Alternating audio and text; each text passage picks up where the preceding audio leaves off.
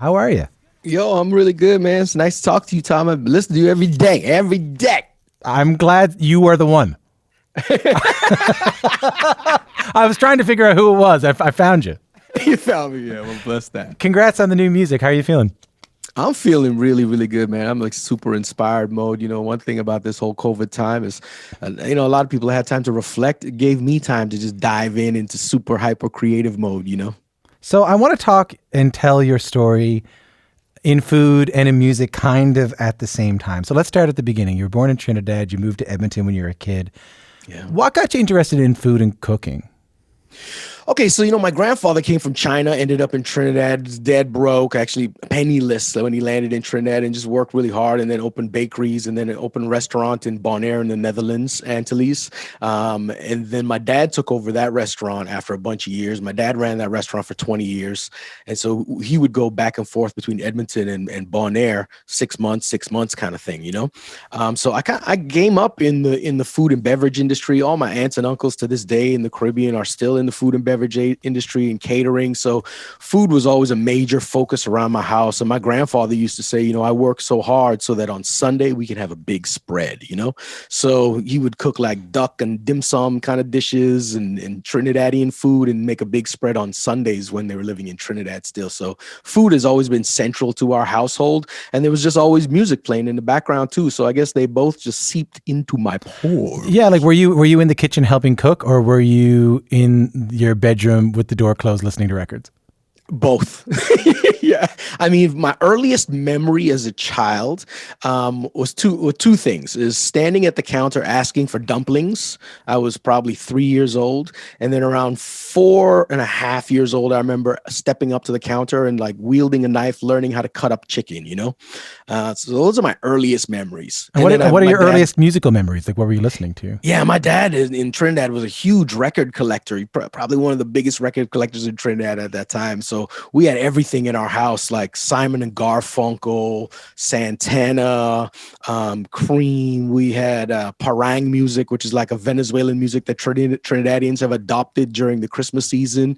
So we had just like a wide range of music coming into and of course, all the old school classic calypsos. My dad still has all those cassettes now. He's, moved them to cassettes. They were on like reels before and vinyl. He's modernized and moved to cassettes. Yeah, he's modernized to cassettes. Yeah.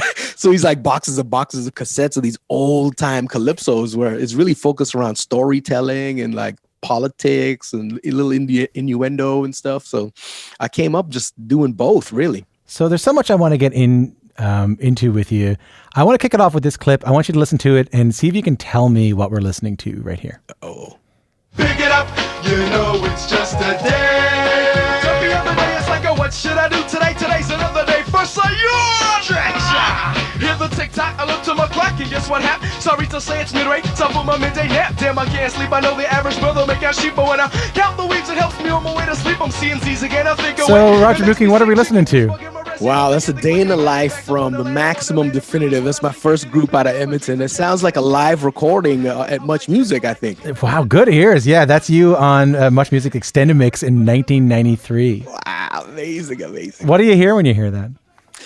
I just hear so much love for music and creating things. I hear just innocence and just the desire and that raw energy to just go out and just tackle the world, Yeah, that's what I mean. I was wondering, who was that Roger Mooking back then?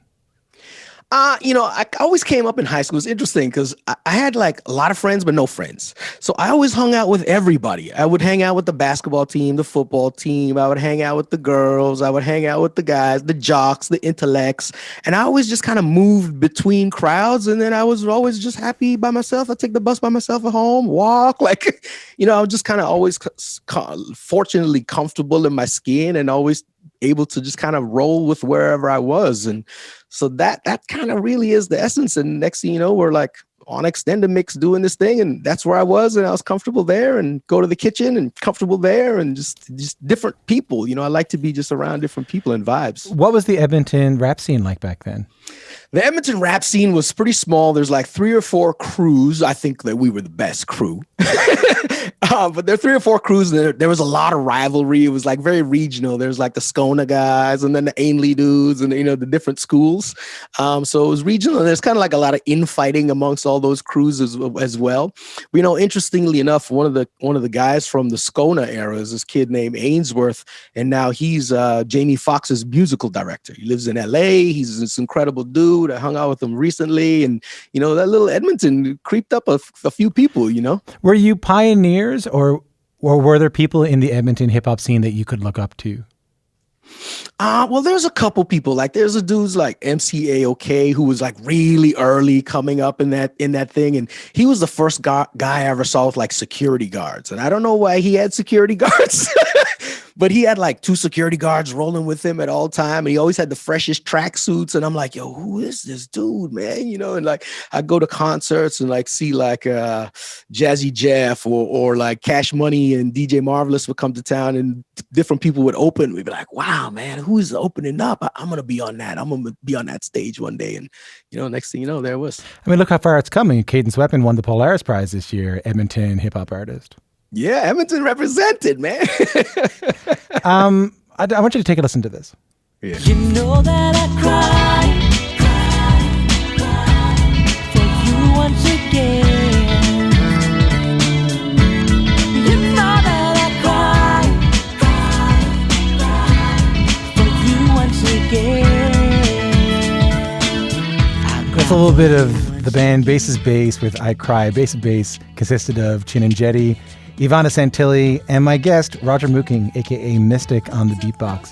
How do you go from Maximum Definitive to Bass is Bass?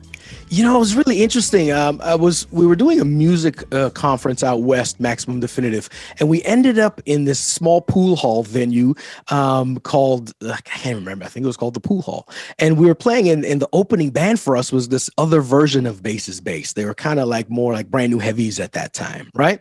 And so we just kind of hit it off and kicked it, and we just changed numbers. And then a few months later, Michelle Geister and Denise Donlin called my house, and they said, yo, you're nominated for a Juno. Do you want to come play on this award show with the CMVAs and stuff? I'm like, yo, I can't afford the ticket. Like, Denise Donna's like, don't worry, Raj, we got you. Right? So we came out, and so I called up the original form of Bass is Bass, and I said, yo, we got to play these shows and do Rap City and all this stuff, and we'd love to do it with a live band. It'd be so dope. And so we just connected with them, and I was supposed to come to Edmonton for Toronto for 2 weeks for this kind of junket. And I just never went home. I called my mom. I said, yo, I'm not coming home. She's like, are you crazy? What are you talking about? I'm like this 17-year-old punk, How did you know? How did you know it was worth risking everything for like that? I didn't. Yeah. Sometimes you just got to take a leap, but it's just a feeling, there was an energy and a momentum around it. And then next thing you know, like I was hanging out with Chin and Nirvana a lot, and then we were rehearsing, and all of a sudden I was like kind of the hype man on stage. And then I started writing songs with them and doing that. And next thing you know, I penned this song called Funkmobile and sang it to Chin one morning. It's like, wow, that's crazy. Let's track that. And then we did this song Funkmobile. I'm in the video, and all of a sudden I like kind of just morphed into this group. So I was kind of in 2 groups for a while, Yeah, I heard that the guys at Maximum Definitive didn't know you had joined Bass is Bass until they saw you in Bass is Bass. Yeah, this is the real thing, because I was like in this like flux crazy zone, and they were mad at me. I just talked to them the other day about it. They were mad at me about this. And, in retrospect now, I would look back, and if I was smart, I'd be like, yo, I would just do 2 groups, right? But I was so stupid. I didn't know. I got to do something, and being pressured. And so, okay, I got to just do this thing, How did you know, at what point did you know that Bass is Bass was kind of taking off? We released this song Funkmobile. We did a video with this dude named George Vale, who's like this legendary Canadian video director. And it just hit. And so I remember one day we were walking down Yonge Street on the way to a rehearsal. And on the 2 blocks from Yonge Street, just north of College, I heard Funkmobile in about 6 different cars. And it was playing at different places in the song. So they weren't listening to the radio. It was people like bought a CD and were listening to this song. And in that 2 blocks, I heard it in 6 cars. I turned to Chin. I said, Chin, I think we have a hit. And next thing you know, boom, it just continued to explode, man. And we were touring with Bare Naked Ladies and Tribe Called Quest. And just like, it went crazy. What was it like touring with the Tribe Called Quest? Yeah, we did a couple shows with them, Tribe Called Quest. That was incredible. I mean, I grew up on Tribe Called Quest. They formulated me, and so I was backstage. We're like coming off a sound check, and I'm standing stage in TLC. They're rolling around on roller skates on stage, and I'm standing there. Busta Rhymes is coming out the tour bus, taking his shirt off, trying to change out the tour bus. And then this dude walks up to me, he goes, "Yo, you're that Roger kid, right? You that Mystic kid." I turn around, it's Q-Tip. I'm like, Q-Tip knows me? I'm like, how does Q-Tip know me, right? He's like, "Yo, my man Bob Powers told me about you," and blah, blah. Bob Powers is a legendary producer and engineer, as you know. Bob Powers told me about you, y'all are fly, and blah, blah. So I was like, what? It blew my mind. Q-Tip knows me, and then he walked on stage and just destroyed the whole Candace Wonderland. Like, they destroyed the place. What was your vision for the future at that point? I had no vision for the future, Tom. Much like now, I just do what I love every single day. I do it as much as possible, and I badger everybody around me to make it happen. But you know what I mean? Like, you're in a successful. That's a solid business plan to bring to the bank. By the way, like, so Mr. Mooking, what do you? I'm going to badger everyone until they make it. No, but seriously, you're in a band. You're opening for a Tribe Called Quest. You have a hit song on the radio out in Newfoundland. We were watching you guys on Much Music. I mean, and it was all over the radio out there. What was your vision for the future of your music career? I had no vision, Tom. Really? You mean it? It was just pure feeling, instinct, emotion. I knew I loved it. And I knew I loved it when there was nobody paying attention, when I was writing a rhyme in my closet, because that was the deadest room that I could sit down and not make noise in the whole house at 3 a.m, screaming my raps. Yeah. And I knew that when I was on stage at Candace Wonderland or opening for James Brown or, that's all I love to do. And I love to cook. And to this day, I just love to do it. This is why I do it. But it couldn't have been easy when we don't have to talk about this too much, but it couldn't have been easy when a band that has that kind of momentum breaks up, like Bass is Bass. It's life, man. In retrospect, that's life. That's how it goes. It's difficult, but, I've always just followed instinct. And at that time, that just felt like the right thing at that moment. There's like a lot of fighting. There's a lot of crazy stuff. Bands, right? There's a lot of crazy stuff happening behind the scenes too, right? So it's kind of like, this is becoming exhausting. It's becoming work. And I never wanted it to be work. So I was like, okay, I'm going to find a way to not ever make music work. And so I turned the kitchen into work so I could turn the craft of the music into just the craft, and I never have to compromise. And so, but then I fell in love with cooking again too. So all of a sudden it's like every hobby, it's just my problem, Tom, is every hobby I turn into my life. There's no respite. It's just life. But so Bass is Bass breakup, you go to cooking school. What was that moment like for you? It was very humbling, Tom. Imagine I'm coming off like winning Junos and playing stages in New York, opening for the Roots in Central Park, and then I'm in cooking school next to the dude who was a dishwasher last week, right? Yeah. Very, very humbling. But it just felt right. Like, I never really put my ego into the music. I never really put my ego into, like I just told you, I don't really have a plan like that. It just felt right at the time. That's what I needed to do. And, the path was laying out in front of me. Little did I know how fruitful that path could really be. Scale of 1 to 10, how hard was it to find your footing in the culinary world at first? Well, it's interesting. When I was in Edmonton, I started working in kitchens when I was like 15, 16 years old. So I would take all my money from working. I used to work like 40 hours a week as a breakfast cook and just a really busy restaurant.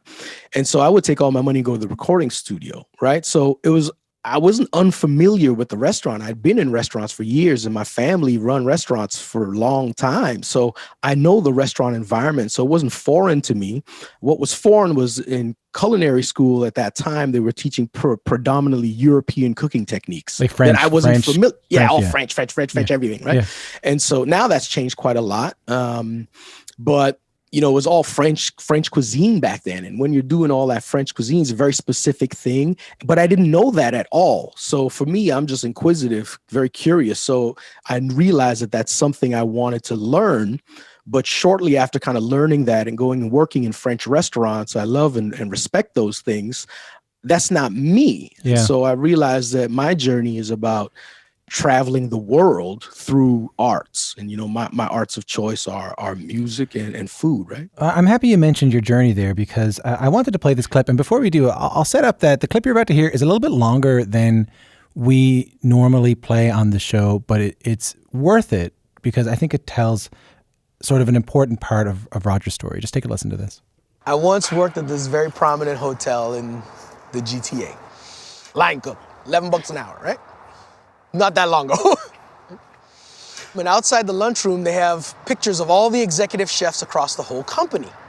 And I know they got properties in the Bahamas, like a lot of black people in the Caribbean, not one single person looked like me, right?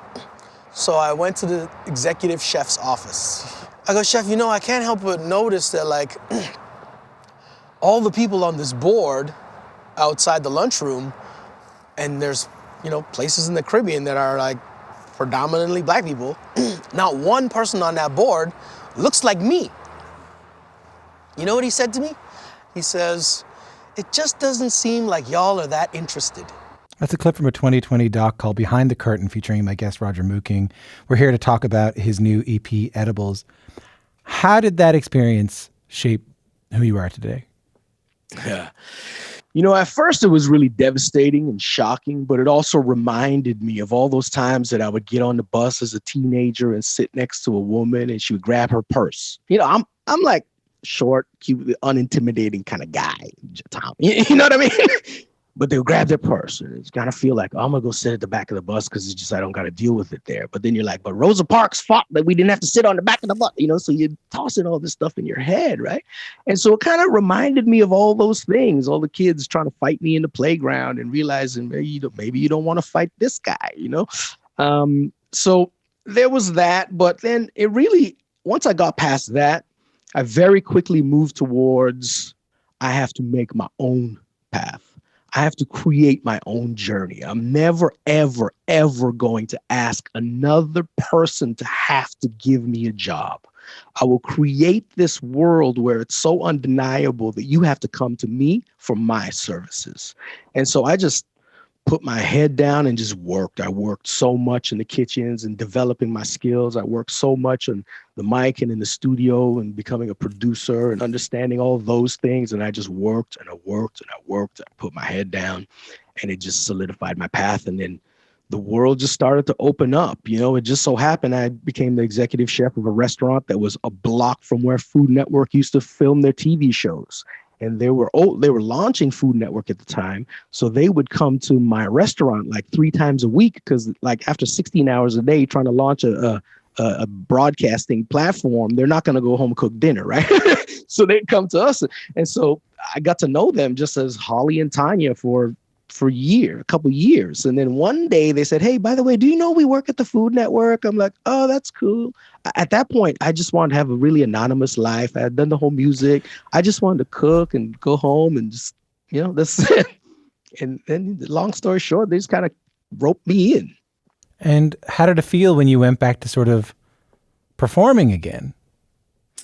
Yeah, very strange. I went into it with a slightly different mindset. I was a little bit more aware because the music industry taught me about intellectual property and copyright law and ideas and how a boardroom is set up. What's the executive structure like and how does that impact the artist? So I went in because the Food Network was interested in me. I had to work through a production company. I had to negotiate a production company. And I said, I'm only going to do this if it's on my terms. Because one thing I realized with the music industry is if it blows up, it's a team effort. If it fails, it's Roger Mooking's fault, right? They'll go find another Roger Mooking. The network will do 20 other shows and proliferate for the next 50, 100 years, whatever, right? But you're gone. They'll never give you another chance if you fail that first time.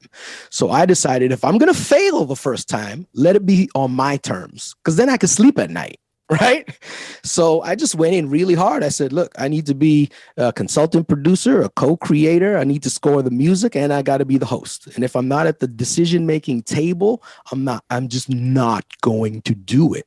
And so, fortunately, everybody was down with that because the concept we created was built around, my life and global cuisine and what my interests are, and teaching people about how cuisine is such a formulative thing and a language to communicate across borders and bring people together. And they love that vision. And we built a show around that, and it launched, and boom, 52 episodes later, when that show is all over the world, and then got picked up by America, and then man for our food, And now that you're releasing new music, do you feel the same as that MC back in Edmonton? It's interesting. I've recently realized that I only am an artist because I'm a producer. And I tell you, because most people I know are only producers because they want to be artists. Anyway, but check it out, right? I wake up in the middle of the night with songs, like all the time. Songs just come into my head, and then I listen and I go, "Hey, wait, I've never heard that song before." And then I get up, I'm like, "Okay, memos, record that thing. The drum beat goes like this, boom, boom. The bass line goes like that." And I track the whole thing just piece by piece on the memos. And then I go into the studio. And so then there's the beat, right? All of a sudden we formulate a beat. Then it's like, oh, I hear a bass line. Okay, so the bass line goes, so do the bass line. And then there's a nice beat. And then as a rapper, I'm like, I want to rap over this beat. And then words just start coming out. And then the words just start coming out. And all of a sudden it's like, oh, I hear a chorus idea. And then the chorus idea. And it's like, well, nobody's here to do it but me. So I'll just do it for now. And then you do it for now, and then I keep doing it for now, and then the song is mixed, and I'm in New York mastering with and it's done. The last two records, that's really how it went down. And it really is just because I like to produce what I hear in my head, and I just happen to be the only person around at the moment to do those parts, so I just do the parts, and then the record is done. The story you told us today, from the early days with your family asking for dumplings and listening to records to the Much Music clip we played you, to Bass is Bass, to that humbling experience you mentioned, going back to cooking school, coming out of that, then kind of rebuilding your life again, that experience with the hotel ownership. It's an incredible, and now with this new music, it's an incredible story, Roger. I mean, for newer generations who are hearing a story like that today, maybe for the first time, but also knowing how far you've come as a chef and as a musician in spite of all that stuff. What are you hoping they might take away from your journey? I hope people are inspired. You could do anything. The world is a very incredible place. There's a lot of incredible people in it, and you could be one of those truly incredible people. And really, I think a lot about confidence. Like, think of the moment Tiger Woods got into that scandal with his wife. He was like killing everybody on the golf course. The moment that happened, and it took him a while to build back up, like a long time. But it's confidence, So I think if you instill in anybody coming up just confidence, being self-aware and understanding that they are part of a community as well, because confidence can trap you into feeling like individualism is the peak of humanity, right? Yeah. But real confidence comes from building a community, building people around you, and then you bolster each other, because nobody is 100% confident all the time. So you just got to make sure you build a network of people around you, good people who have great intentions and a good heart and share your vision and want to spread love in the world, because all anybody wants in the world is love, Tom. That's it. Every quest is for love, right? So if you hold those very simple things around you, people love love, man. People want to be around inspired people. I've realized this. I go into boardrooms for food. I go into boardroom for music. People just want to be around and part of inspired people. They want to feel inspired, and because sometimes they don't. So sometimes you are their inspiration, but sometimes they don't realize that they're your inspiration too, right? Yeah. That's what I mean. It's a really symbiotic community thing. So that's the thing, man. You can do it. You just got to have faith, the confidence, and practice, put your head down and do the work. There's this whole thing about work and work-life balance. And it's this illusion of this concept where they're opposing forces. Work and life are not opposing forces. It's just your life. just live your life. Work is part of it. Sex is part of it. Eating is part of it. Sleeping is part of it. Reading a book, writing a song, cooking a dish, talking to Tom Power. It's just all life. So there's no, don't divide yourself. You're trying to divide and conquer yourself. Just live your life, and work will happen and life will happen. Sadly, talking to Tom Power is too much in my life. It's an honor. It's too much in my own life. Is talking to Before I let you go, it's been so great to talk to you, and we've been looking forward to having you on ever since you and I were chatting there a little while ago. I want to end with some rapid fire questions. You ready for this? Yeah, I'm in. Here we go. Orange juice with or without pulp? Pulp. Pop-Tart, is it a pastry or a ravioli? Waste.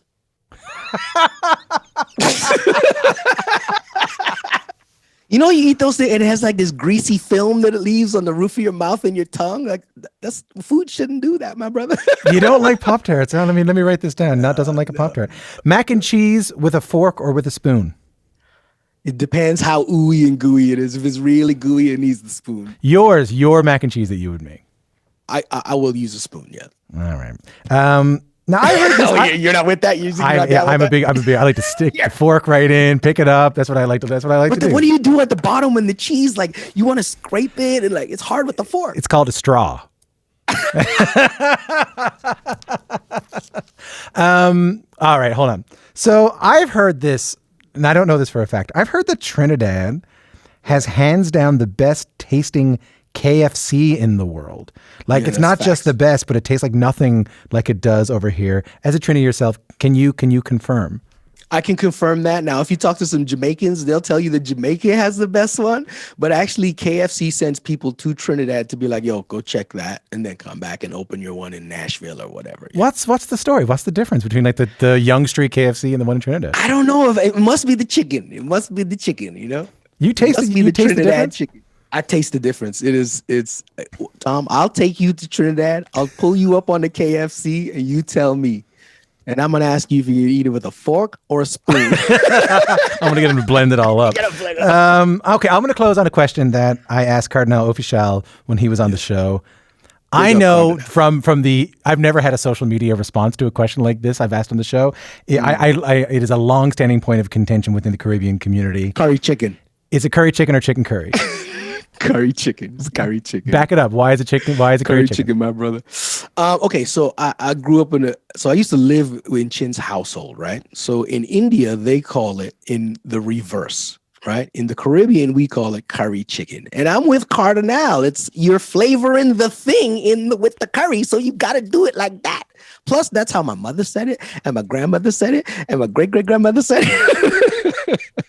Like barbecue chicken, fried chicken, curry chicken. Curry chicken, yeah. I love how you knew that what Cardi said there, because it took over my social media for like 2 weeks. I'm telling you, brother, I listen to you every day. Well, I'm in Malaysia, and I'm like, yo, I gotta tune in, man. I'm glad we got you at least. Roger, always loved to talk to you. Congratulations on the EP. Thanks for the quiz, and thanks for telling us a little bit about your incredible story. Thank you, my brother. I appreciate it. You have a great day.